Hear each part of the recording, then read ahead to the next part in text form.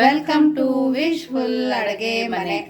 ಇವತ್ತು ಅವಲಕ್ಕಿಯಿಂದ super recipe ಪ್ರತಿಭಾ. ಹೌದು ಆಶಾ, ಇವತ್ತು ಬರೀ ಅವಲಕ್ಕಿನ ಬಳಸ್ಬಿಟ್ಟು ಇವಾಗ ನಾವು 1 ವರ್ಷ ಕಡದೆ ಅಂತದೊಂದು ರೆಸಿಪಿನ ಮಾಡೋಣ. ತುಂಬಾ ಯುನೀಕ್ ರೆಸಿಪಿ ಇದೆ, ಬಾಯಲ್ಲಿ ಹಲ್ಲಿಲ್ಲ ಅನ್ನೋರ್ನು ಕೂಡ ತಿನ್ಕೋಬಹುದು.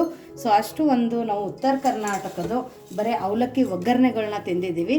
ಬಟ್ ಉತ್ತರ ಕರ್ನಾಟಕದ ಇದೊಂದು ಸ್ಪೆಷಲ್ ರೆಸಿಪಿ ಕೂಡ ನಾನು ಇವತ್ತು ನಿಮಗೆ ತೋರಿಸ್ತೀನಿ. ಅದು ಬರೀ ಅವಲಕ್ಕಿ, ಬೇರೆ ನಿಮ್ಗೆ ಯಾವುದು ಮತ್ತೆ ಇಂಗ್ರೀಡಿಯೆಂಟ್ಸ್ ಬೇಕಾಗಲ್ಲ. ಹೌದು, ಆ ಥರ ಇಲ್ಲಿ ನಾನು ಒಂದು ಅರ್ಧ kg ಅಷ್ಟು ಅವಲಕ್ಕಿನ ತಗೊಂಡಿದ್ದೀನಿ. ಅವಲಕ್ಕಿ ಕ್ವಾಂಟಿಟಿ ನಿಮ್ಗೆ ಎಷ್ಟು ಬೇಕೋ ಅಷ್ಟು ನೀವು ತಗೋಬಹುದು. ಅಷ್ಟೇ ಬೇಕು ಇಷ್ಟೇ ಬೇಕಂತೇನಿಲ್ಲ. ಸೊ ನೋಡಿ, ಅವಲಕ್ಕಿ ತಗೋಬೇಕಾದ್ರೆ ಗಟ್ಟಿ ಅವಲಕ್ಕಿನ ನಾನು ಇಲ್ಲಿ ತಗೊಂಡಿಲ್ಲ. ನಾರ್ಮಲ್ ಆಗಿ ನೀವು ಅವಲಕ್ಕಿ ಉಪ್ಪಿಟ್ಟು ಮಾಡೋಕೆ ಯಾವ ಅವಲಕ್ಕಿನ ತಗೋತೀರಾ ಅದೇ ಅವಲಕ್ಕಿನ ತಗೊಂಡಿರೋದು. ಮೀಡಿಯಂ ಅವಲಕ್ಕಿ ಅಲ್ಲ? ಹೌದು, ಮೀಡಿಯಂ ಅವಲಕ್ಕಿ. ಇವಾಗ ನಾವು ಇದನ್ನ ಒಂದು ಬಾಣಲಿಯಲ್ಲಿ ಹಾಕೊಳ್ಳೋಣ. ನೋಡಿ, ಇಲ್ಲಿ ನಾನು ಒಂದು ಅರ್ಧ kg ಅಷ್ಟು ಅವಲಕ್ಕಿನ ತಗೊಂಡಿದ್ದೀನಿ.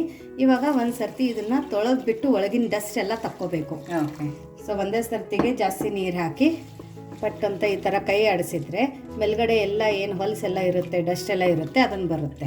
ಸೊ ಇದನ್ನು ನಾವು ಇದೇ ಥರ 2 ಸರ್ತಿ ತೊಳ್ಕೊಂಡು ಬರೋಣ.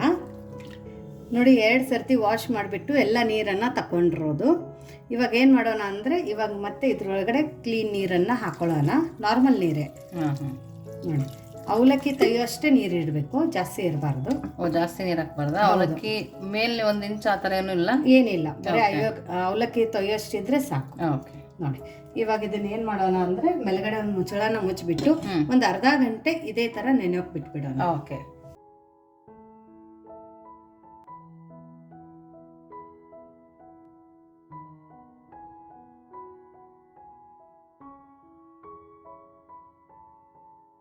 ಸೊ ನೋಡಿ, ನಮ್ದು 2 ಮಸಾಲೆ ಖಾರ ಮಾಡಾಗಿದೆ. ಇದು ಈರುಳ್ಳಿ ಬೆಳ್ಳುಳ್ಳಿ ಹಾಕಿ ಮಾಡ್ಕೊಂಡಿರುವಂತ ಮಸಾಲೆ ಖಾರ, ಇದು ಒಣ ಮಸಾಲೆ ಖಾರ. ಇದು ಆದ್ರೂ 4 ವರ್ಷ ಇಟ್ಕೋಬಹುದು, ಇದನ್ನಾದ್ರೂ 2 ವರ್ಷ ಇಟ್ಕೋಬಹುದು. ನೋಡಿ, ಇದು ಅರ್ಧ ಗಂಟೆ ನೆಂದಿದೆ. ಇವಾಗ ಇಲ್ಲಿ ನೋಡಿ, ಸ್ವಲ್ಪನು ನೀರು ಉಳ್ಕೊಂಡಿಲ್ಲ, ಅಷ್ಟು ಚೆನ್ನಾಗಿ ನೆಂದಿದೆ. ಸೊ ನೀರು ಪರ್ಫೆಕ್ಟ್ ಆಗಿ ಆಗಿದೆ. ಯಾಕಂದ್ರೆ ತುಂಬಾ ನೀರು ನಿಂತಿದ್ರೆ ರೆಸಿಪಿ ಒಂದು ಸ್ವಲ್ಪ ಫೇಲ್ ಆಗೋ ಚಾನ್ಸಸ್ ಇರುತ್ತೆ. ಹಂಗಾಗಿ ಇವಾಗ ಇದನ್ನ ಏನ್ ಮಾಡೋಣ ಅಂದ್ರೆ, ಒಂದು ಬೇರೆದು ನಾವು ಚಪಾತಿ ಎಲ್ಲ ಕಲಿಸ್ಕೋತೀವಲ್ಲ ಆ ತರ ತಟ್ಟೆಯಲ್ಲಿ ಅಥವಾ ಆ ತರ ಬುಟ್ಟೆಯಲ್ಲಿ ಈ ಅವಲಕ್ಕಿನ ಹಾಕೊಳ್ಳೋಣ. ನೋಡಿ, ಇಲ್ಲಿ ಒಂದು ದೊಡ್ಡದು ತಟ್ಟೆಯಲ್ಲಿ ಆಶಾ ನೆನೆಸಿರೋದು ಅವಲಕ್ಕಿನ ಹಾಕೊಳ್ಳೋಣ. ನೋಡಿ, ಎಲ್ಲ ಅವಲಕ್ಕಿನೂ ನಾವು ಇದರಲ್ಲಿ ಹಾಕೊಂಡಿದ್ದೀವಿ. ಇವಾಗ ಏನ್ ಮಾಡ್ಬೇಕಂದ್ರೆ ಆಶಾ, ಇದನ್ನ ನಾವು ಕೈಯಿಂದ ಚೆನ್ನಾಗಿ ಮಿತ್ಕೋಬೇಕು. ಸೊ ಕೈಯಲ್ಲಿ ಮಿದಿಯೋಕೆ ನಿಮ್ಗೆ ಕಷ್ಟ ಆಗುತ್ತೆ ಅಂದ್ರೆ ಸ್ಮ್ಯಾಶರಿಂದನೂ ಮಾಡ್ಕೋಬಹುದು, ಅಥವಾ ಒಂದು ಬಟ್ಟಲನ್ನ ತಗೊಂಡ್ಬಿಟ್ಟು ಅದರಿಂದ ಕೂಡ ಸ್ಮ್ಯಾಶ್ ಭಾಗದಿಂದ ಈ ತರ ಮಾಡ್ಕೋಬಹುದಲ್ಲ. ಹೌದು. ಸೊ ಇದನ್ನ ಮಿದಿಯೋದು ಒಂದೇ ಒಂದು ಸ್ವಲ್ಪ ಕೆಲಸ ಆಗುತ್ತೆ, ಬಟ್ ತುಂಬಾ ದಿಢೀರಂತ ಆಗುವಂತ ಈ ರೆಸಿಪಿ. ಸೊ ಒಂದ್ ಸರ್ತಿ ಈ ತರ ಮಾಡಿ ವರ್ಷಾನ್ಗಟ್ಲೆನೂ ತಿನ್ಕೋಬಹುದು. ಒಂದು ಹನಿ ಕೂಡ ಇದಕ್ಕೆ ನಮ್ಗೆ ಎಣ್ಣೆ ಕೂಡ ಬೇಕಾಗಿಲ್ಲ. ನೋಡಿ, ಇದನ್ನ ಈ ತರ ಚೆನ್ನಾಗಿ ಮಿತ್ಕೋಬೇಕು. ಮಿಕ್ಸರಲ್ಲಿ ಹಾಕಿದ್ರೆ ಅಂಟಂಟಾಗುತ್ತೆ, ಹಂಗಾಗ್ಬಿಟ್ಟು ನಾವು ಕೈಯಿಂದಾನೆ ಮಿತ್ಕೋಬೇಕು. ಇಲ್ಲ ನಮ್ಮ ಹತ್ರ ಟೈಮ್ ಇಲ್ಲ ಅಂದ್ರೆ ಒಂದು 2 ಸುತ್ತು ನಾವು ಮಿಕ್ಸರಲ್ಲಿ ಹಾಕೊಂಡು ಆಮೇಲೆ ಕೈಯಲ್ಲಿ ಕೂಡ ಮಿತ್ಕೋಬಹುದು. ಇನ್ನು ನೀವು ಯಾರು ನಮ್ದು ವಾಟ್ಸಪ್ ಗ್ರೂಪ್ ಅನ್ನ ಜಾಯಿನ್ ಆಗಿಲ್ಲ ಅಂದ್ರೆ, ವಿಶ್ವಲ್ ಅಡುಗೆ ಮನೆ ವಾಟ್ಸಪ್ ಗ್ರೂಪ್ ಲಿಂಕ್ ಅನ್ನ ನಾನು ಡಿಸ್ಕ್ರಿಪ್ಷನ್ ಬಾಕ್ಸ್ ಅಲ್ಲಿ ಕೊಟ್ಟಿದ್ದೀನಿ. ಆ ಲಿಂಕ್ ಮೇಲೆ ಕ್ಲಿಕ್ ಮಾಡಿದ್ರೆ ಸಾಕು, ನೀವು ನಮ್ಮ ಜೊತೆ ಕನೆಕ್ಟ್ ಆಗ್ತೀರಾ. ನಿಮ್ಗೆ ಏನೇ ಕ್ವೆರೀಸ್ ಆಗಲಿ ಡೌಟ್ಸ್ ಆಗಲಿ ಇದ್ರೂ ಕೂಡ ನೀವು ಅಲ್ಲಿ ನಮ್ಮ ಜೊತೆ ಕಮ್ಯುನಿಕೇಟ್ ಮಾಡ್ಬೋದು. ಅದರ ಜೊತೆ ನಿಮ್ಗೆ ಏನಾದರೆ 100% homemade pure organic Guntur Byadgi mix red chilli powder ಆಗಿರ್ಬೋದು, ಉತ್ತರ ಕರ್ನಾಟಕದ ಸ್ಪೆಷಲ್ ಮಸಾಲೆ ಖಾರ ಮತ್ತು ಶೇಂಗಾ ಹಿಂಡಿ ಆಗಿರ್ಬೋದು, ಹಾಸನ ಬೆಂಗಳೂರು ಸೈಡದ್ದು ಅಥೆಂಟಿಕ್ ಸಾಂಬಾರ್ ಪೌಡರ್ ಆಗಿರ್ಬೋದು, ಅದರ ಜೊತೆ ಇನ್ಸ್ಟೆಂಟಾಗಿ ತಿನ್ನೋಕ್ಕೆ ನಿಮಗೆ ಉತ್ತರ ಕರ್ನಾಟಕದ ಸ್ಪೆಷಲ್ ಸ್ನ್ಯಾಕ್ಸ್ ಐಟಮ್ ಆಗಿರ್ಬೋದು, ಅದನ್ನು ಕೂಡ ಎಲ್ಲ ಅವೈಲೇಬಲ್ ಇದ್ದಾವೆ. ನಾನು ಅದಕ್ಕೋಸ್ಕರ ಡಿಸ್ಕ್ರಿಪ್ಷನ್ ಬಾಕ್ಸಲ್ಲಿ ಒಂದು ವಾಟ್ಸಪ್ ನಂಬರನ್ನು ಕೊಟ್ಟಿದ್ದೀನಿ, ಅಲ್ಲಿ ಮೆಸೇಜ್ ಮಾಡಿದರೆ ಸಾಕು, ನಿಮಗೆಲ್ಲ ಡೀಟೇಲ್ಸ್ ಬರುತ್ತೆ.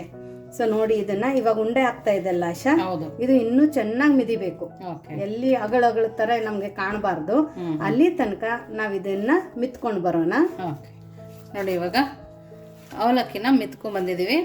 ನೋಡಿ, ಇವಾಗ ನಾವು ಅರ್ಧ kg ಅವಲಕ್ಕಿ ತಗೊಂಡೋಗಿರೋದ್ರಿಂದ ನೆಂದು ಸ್ವಲ್ಪ ದಪ್ಪ ಆಗಿರುತ್ತೆ. ಹಾಗಾಗಿ ನಾವು ಇದನ್ನ ಒಂದ್ಸರಿ ನಾದ್ಬಿಟ್ಟು, ನೋಡಿ ಈ ತರ ನಾದ್ಕೊಂಡಿದೀವಲ್ಲ, ಈ ತರ ನಾದಿ ಒಂದು ಬಟ್ಟೆನ ಮುಚ್ಚಿಟ್ಬಿಡೋಣ. ನೋಡಿ, ಬಟ್ಟೆ ಮುಚ್ಚಿಟ್ಟು ಇನ್ನೊಂದನ್ನು ಕೂಡ ಇದೇ ಥರ ನಾದ್ಕೊಂಡು ಬರ್ತೀನಿ.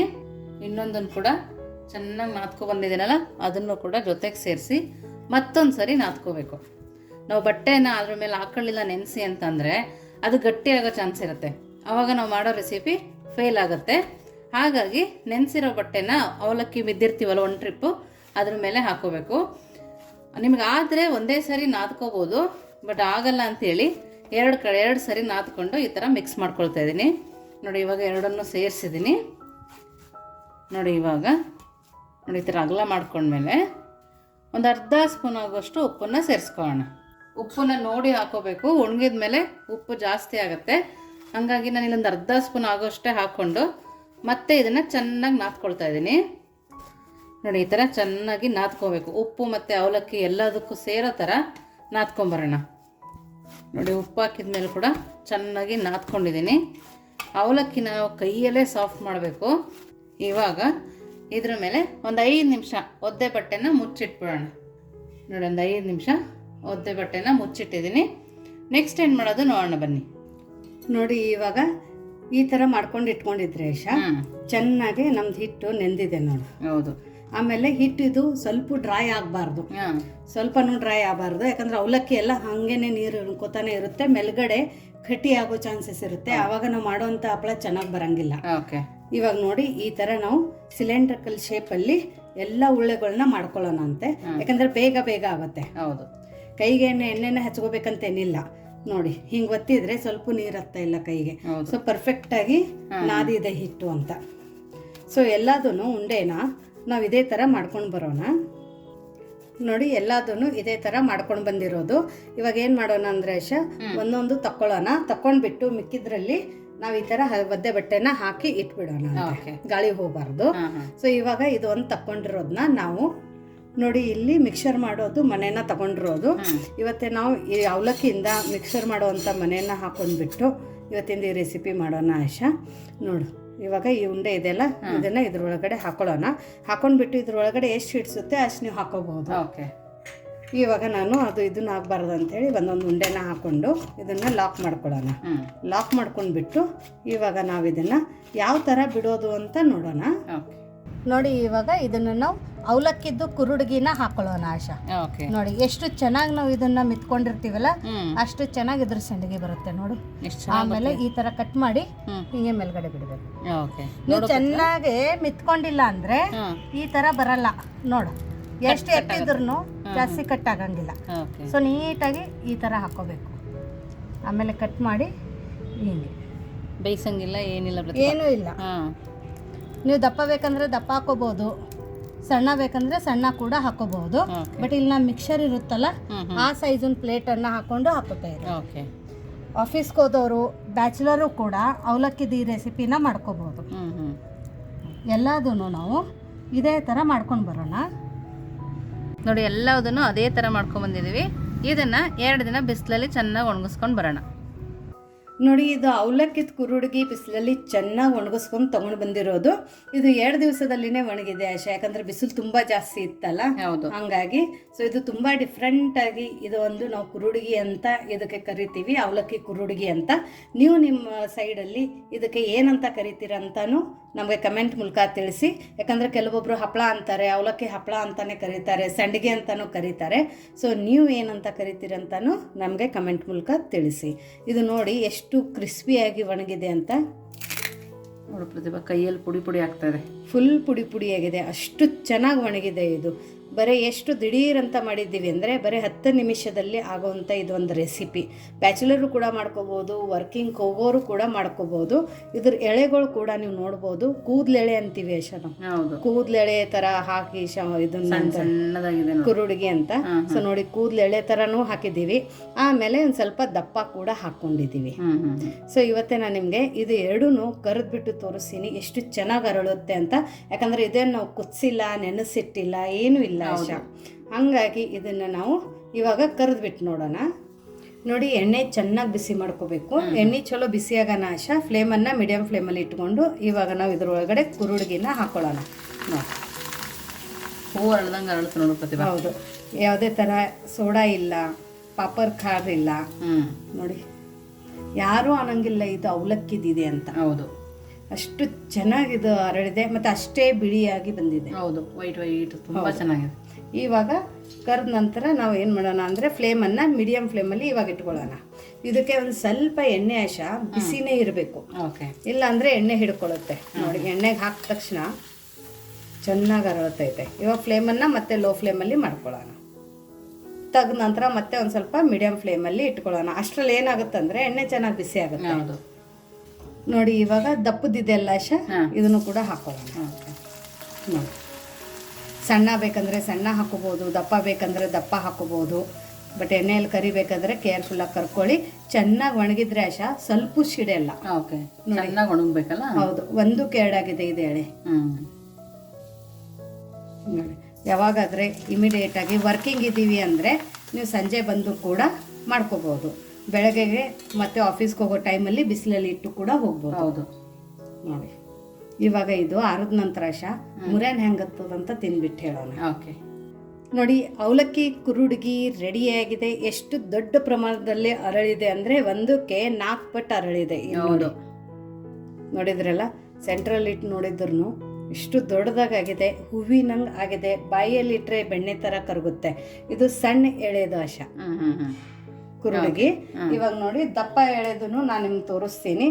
ದಪ್ಪ ಎಳೆದ ಆಶ ಇಲ್ಲಿ ನೋಡು, ಇವನು ಕೂಡ ಡಬಲ್ ಆಗಿದ್ದಾವೆ. ಹೌದು, ಒಂದೊಂದು ಎಳೆ ಕೂಡ ಎಷ್ಟು ಚೆನ್ನಾಗಿ ಅರಳಿದ್ದಾವೆ ನೋಡು, ಈ ಥರ. ಇವಾಗ ನಾವು ಇದನ್ನು ನಿಮಗೆ ಮುರಿದು ಬಿಟ್ಟು ತೋರಿಸ್ತೀನಿ ಎಷ್ಟು ಚೆನ್ನಾಗಾಗಿದೆ ಅಂದರೆ. ನೋಡಿ, ಹಿಂಗೆ ಹಿಡಿದ್ರೆ ಸಾಕು. ಎಷ್ಟು ಚೆನ್ನಾಗಂದರೆ ಕೈಯಲ್ಲಿ ಆ ಟೆಕ್ಸ್ಚರು, ಆ ಫೀಲೇನೆ ತುಂಬ ಚೆನ್ನಾಗಿದೆ. ಮತ್ತು ಎಣ್ಣೆನೂ ಎಳ್ಕೊಂಡಿಲ್ಲ. ಈ ಹಬ್ಬಗಳಲ್ಲಿ ತಿಳಿಸಾರು ಮಾಡಿದ್ರು ಹೌದು, ನೋಡ ಸೈಡ್ ತುಂಬಾ ಚೆನ್ನಾಗಿರುತ್ತೆ. ತುಂಬಾ ಚೆನ್ನಾಗಿದೆ ಪ್ರತಿಭಾ. ಬಾಯಲ್ಲಿ ಇಟ್ಟರೆ ಕರಗುತ್ತಲ್ಲ, ಬಾಯಲ್ಲಿ ಇಟ್ಟರೆ ಕರಗುವಷ್ಟು ಚೆನ್ನಾಗಿದೆ. ನೋಡಿ, ಎಷ್ಟು ಪರ್ಫೆಕ್ಟಾಗಿ ಬಂದಿದೆ ಅಂದರೆ ನಾನು ನಿಮಗೆ ಹೆಂಗೆ ಎಕ್ಸ್ಪ್ರೆಸ್ ಮಾಡಬೇಕಂತನೂ ಗೊತ್ತಿಲ್ಲ, ಅಷ್ಟು ಪರ್ಫೆಕ್ಟಾಗಿ ಬಂದಿದೆ. ಒಂದೇ ಒಂದು ಸರ್ತಿ ಟ್ರೈ ಮಾಡಿ, ನೀವೆಲ್ಲ ಕುರುಡ್ಗಿ ಮಾಡೋದನ್ನು ಮರ್ತು ಬಿಡ್ತೀರಾ. ಬರೀ ಇದಕ್ಕೇನೆ ಹಿಡ್ಕೊಂಡು ಬಿಡ್ತೀರಾ. ಇದನ್ನೇ ನೀವು ಇಲ್ಲಿಲ್ಲ ಅಂದ್ರೆ ಒಂದು 5 kg ಮಾಡ್ಕೋಬಹುದು. ಹೌದು. ಸೊ ರುಬ್ಬಂಗಿಲ್ಲ, ಏನಿಲ್ಲ. ಆಮೇಲೆ ಕ್ವಾಂಟಿಟಿ ಕೂಡ ಇಲ್ಲಿ ನೀವು ನೋಡ್ಬೋದು ಎಷ್ಟು ಜಾಸ್ತಿ ಆಗಿದೆ. ಬರೀ ಅರ್ಧ kgಯಲ್ಲಿನೇ ಇಲ್ಲಿಲ್ಲ ಅಂದ್ರೂ ಒಂದು 45 ಕುರುಡಿಗೆ ಆಗಿದ್ದಾವೆ ಆಶಾ. ಸೊ ಅರ್ಧ kgಯಲ್ಲಿ ಕೂಡ ನಾವು ಇಷ್ಟು ಜಾಸ್ತಿ ಪ್ರಮಾಣದಲ್ಲಿ ಮಾಡ್ಕೋಬೋದು. ಮಾಡ್ಕೊಳ್ಳೋದಂತೂ ತುಂಬ ಸುಲಭ ಇದೆ. ನಿಮಗೆ ಇವತ್ತಿಂದು ಇದು ಪಾಪಡ್ ಖಾರ ಆಗಲಿ, ಸೋಡಾ ಆಗಲಿ, ಸ್ಫಟಿಕ್ ಆಗಲಿ ಅಥವಾ ಲಿಂಬೆ ರಸ ಆಗಲಿ ಯಾವುದೂ ಯೂಸ್ ಮಾಡದೆ ಕೂಡ ಬರೀ ಅವಲಕ್ಕಿಯಿಂದ ಈ ಥರ 4 ಪಟ್ಟು ಅರಳುವಂಥದ್ದು ನಾವು ಅವಲಕ್ಕಿದು ಈಸಿ ರೆಸಿಪಿ, ಅದು ವರ್ಷಾನುಗಟ್ಟಲೆ ಇಟ್ಟು ತಿನ್ನುವಂಥದ್ದು ಒಂದು ರೆಸಿಪಿನ ಮಾಡಿದ್ದೀವಿ. ನಿಮಗೆ ಇವತ್ತಿಂದ ಈ ರೆಸಿಪಿ ಹೇಗೆ ಅನ್ನಿಸ್ತು ಅಂತ ಕಮೆಂಟ್ ಮೂಲಕ ತಿಳಿಸೋದನ್ನು ಮರಿಬೇಡಿ. ಇನ್ನೂ ನೀವು ನಮ್ಮ ಚಾನಲ್ನ ಲೈಕ್ ಮಾಡಿಲ್ಲ ಅಂದರೆ ಲೈಕ್ ಮಾಡಿ, ಜಾಸ್ತಿ ಶೇರ್ ಮಾಡಿ. ಸಬ್ಸ್ಕ್ರೈಬ್ ಮಾಡಿಲ್ಲ ಅಂದರೆ ದಯವಿಟ್ಟು ಸಬ್ಸ್ಕ್ರೈಬ್ ಕೂಡ ಮಾಡಿ, ಯಾಕಂದರೆ ನಮ್ಮದೆಲ್ಲ ವಿಡಿಯೋ ನೋಟಿಫಿಕೇಷನ್ಸ್ ನಿಮಗೆ ಬೇಗ ಬರುತ್ತೆ. ಮತ್ತೆ ಸಿಗೋಣ ನಾವು ಇದೇ ಥರ ಹೊಸ ಹೊಸ ರೆಸಿಪಿ ಜೊತೆ.